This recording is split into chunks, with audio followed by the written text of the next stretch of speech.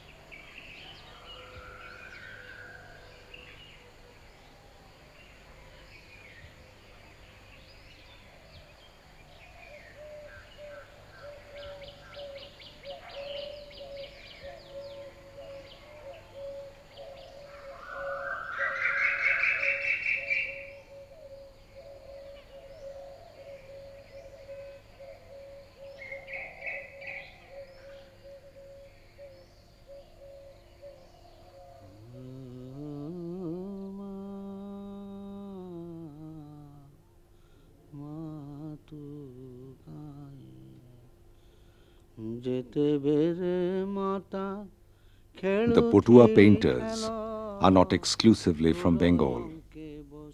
The Pottochitras of Odisha had many admirers among the modern Indian urban artists of the 40s and the 50s, including Nandalal Bosu.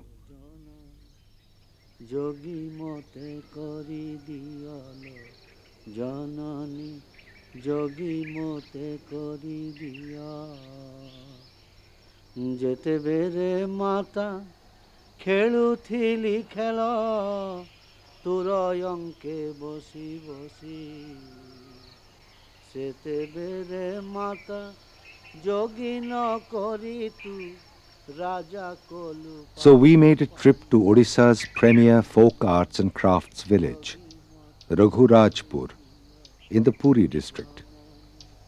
Besides potters painted with vegetable pigment tempera on cloth, the Raghurajpur artists make palm leaf engravings and painted carved wooden figurines.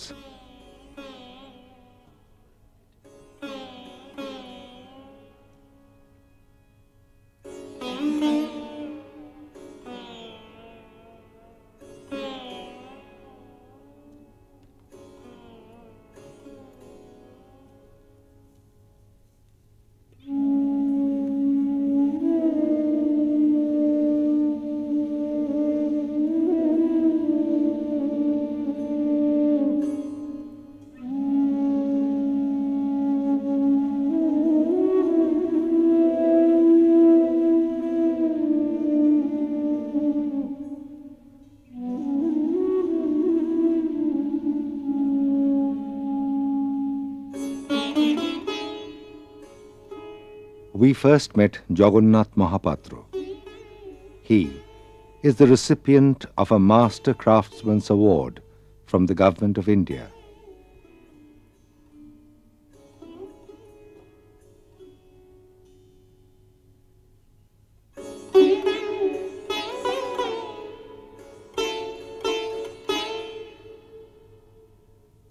We saw him at work, and he showed us a Ganesh potto.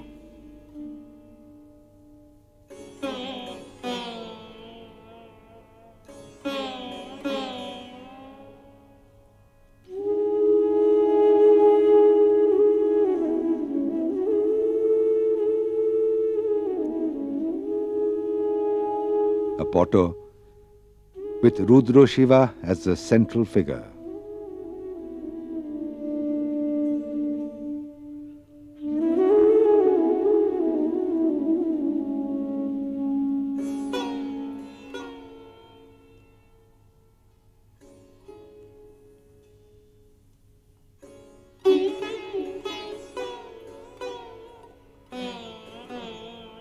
a highly decorative potto with Shiva and Parvati.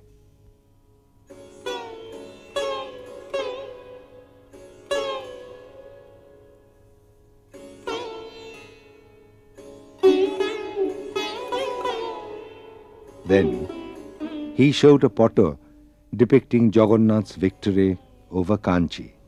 Lastly, before he hurried to attend to a group of unannounced European visitors, we saw a potto describing Krishna's departure from Vrindavan.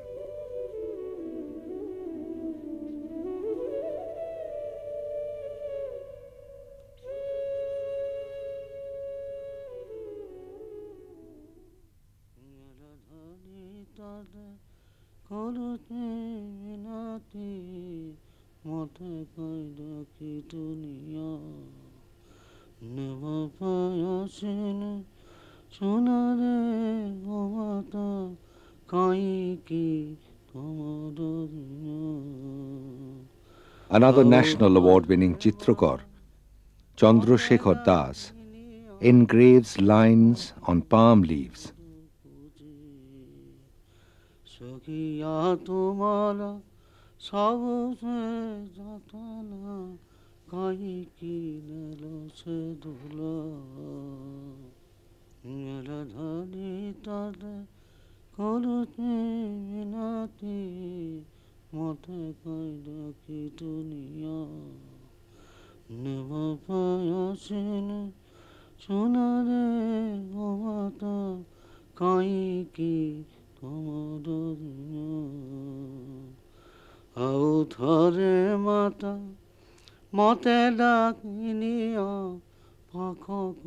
He pushes ink into the grooves to make the lines more prominent. Finally, he stitches the narrow leaves together to make his pottos complete. This is a traditional Oriya art form. The Puri pottos, although comparatively more sophisticated and producing a more craftsman-like finish than the Bengali pot, does not match the liveliness of their naivete.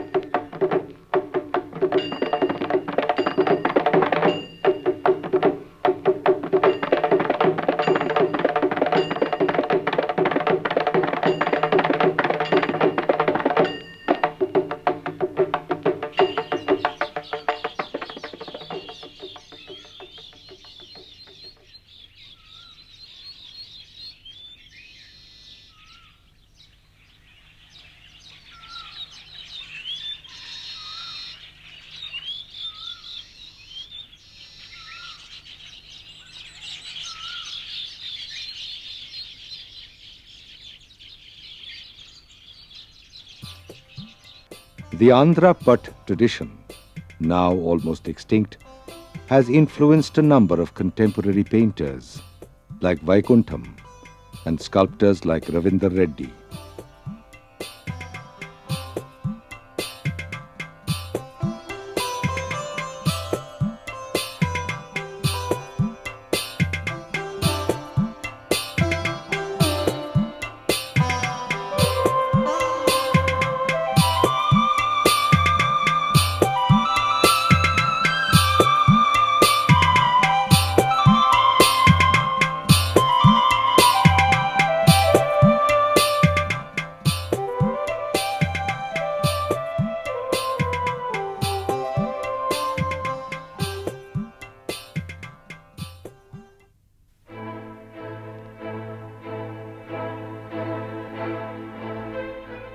To make a proper assessment of the Kalighat ports, we have to know something about 19th century colonial Calcutta and its social life.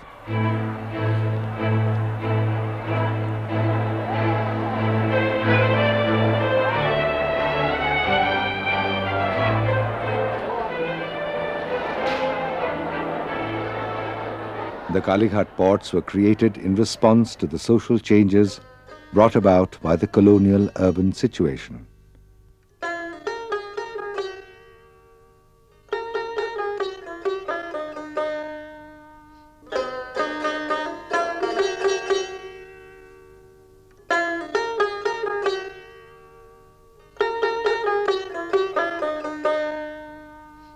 Kalighat ports are the reactions of disillusioned rural craftsmen.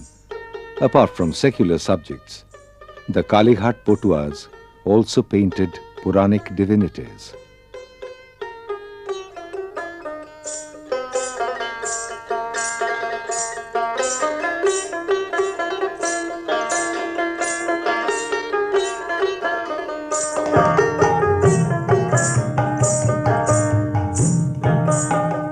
As these pots had to be sold as cheap souvenirs for visitors to the Kali temple, they were produced quickly and in large numbers. These pots used to be painted on plain backgrounds with images briefly indicated by rapidly drawn contour lines. These images were juxtaposed starkly to narrate events in a nutshell.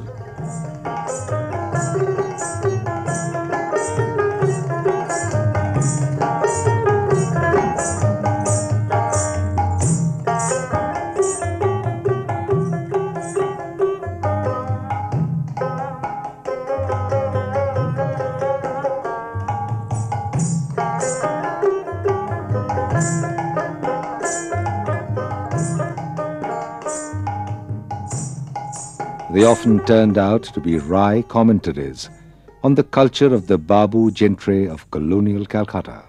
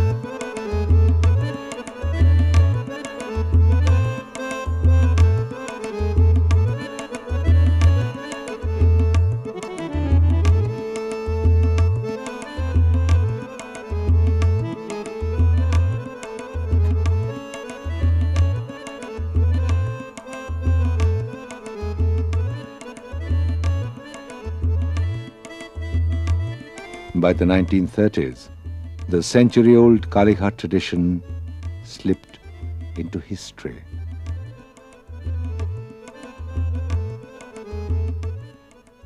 The great painter Jamini Rai began his career in the British academic tradition of representational naturalism.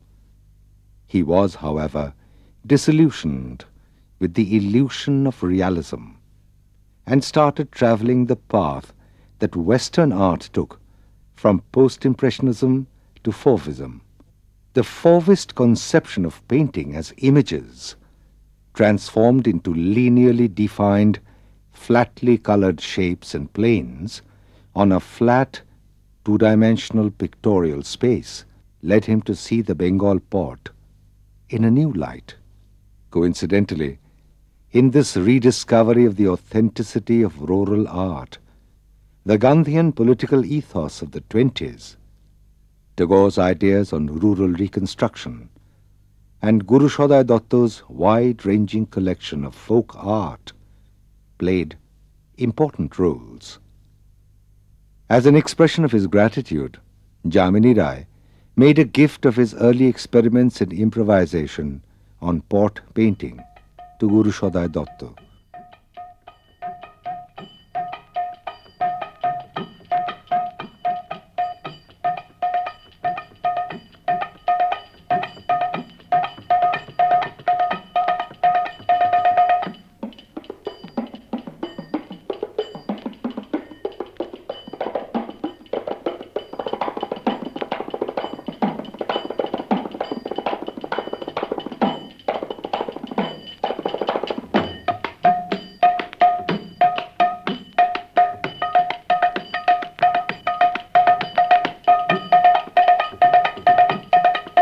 However, Jamini Rai became a significant modern Indian artist, not by dint of what he appropriated from Bengal folk art, but by transforming what he took from the folk arts to make his own visual statement. Jamini Rai made it a point to disregard the narrational aspect of pot painting and to emphasize its decorative aspect in his work.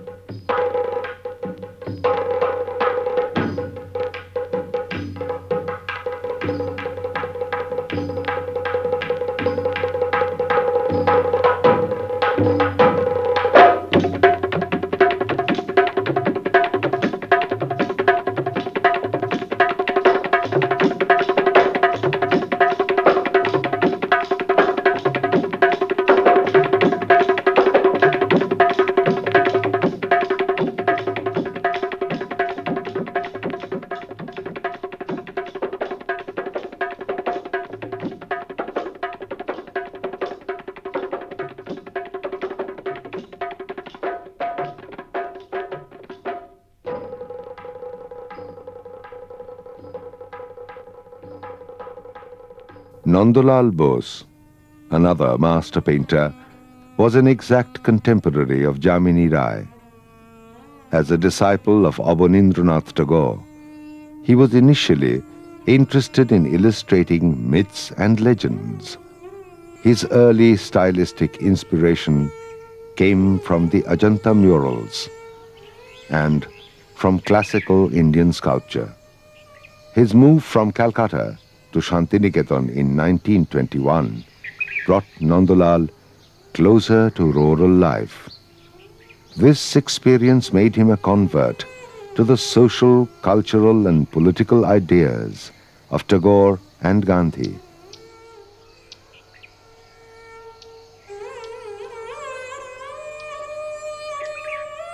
He started to inquire into the factors which give vitality to the living traditions of folk arts and crafts.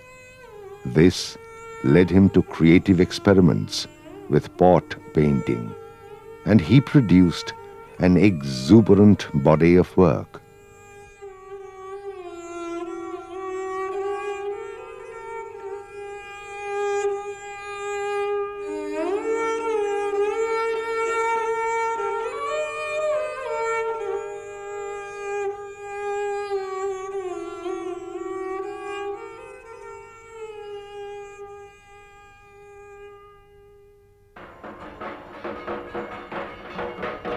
The Holocarshan mural in Sriniketan is an early example of Nandalal's successful encounter with folk art.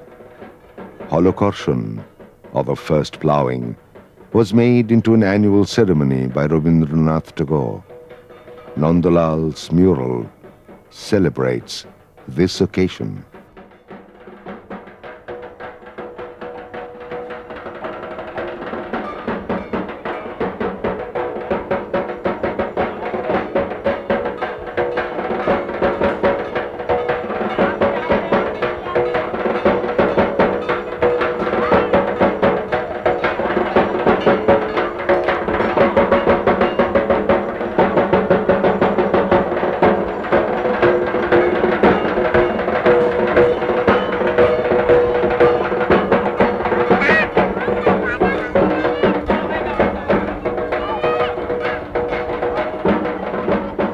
But the most remarkable examples of Nandalal's tryst with folk art are the so-called Haripura posters, which he painted at Gandhiji's invitation to decorate the venue of the Haripura session of the All India Congress Committee in 1938.